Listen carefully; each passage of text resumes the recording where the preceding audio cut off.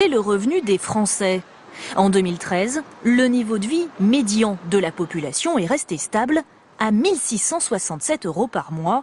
En clair, 50% des Français ont gagné moins, 50% ont gagné plus. Un calcul du niveau de vie qui fait l'addition du salaire, des revenus financiers et des prestations sociales, le tout net d'impôts.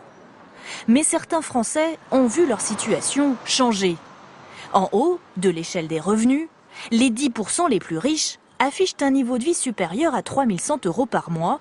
C'est un peu moins que l'année précédente, car les plus aisés paient la facture des hausses d'impôts. En revanche, pour la première fois depuis le début de la crise, les 10% les plus pauvres ont vu leur situation s'améliorer grâce à une hausse des prestations sociales.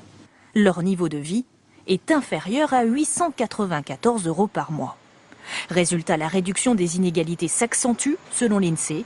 Cette responsable d'association n'est pas d'accord. C'est vraiment un jeu de mathématiques. Et sur un jeu de mathématiques comme ça, on ne peut pas dire qu'il y a moins de pauvres en France. Malheureusement, il y a vraiment trop de personnes qui vivent mal dans notre pays, qui sont mal logées, qui ne mangent pas à leur faim. La pauvreté concerne en France 8 600 000 personnes qui gagnent moins de 1 000 € par mois.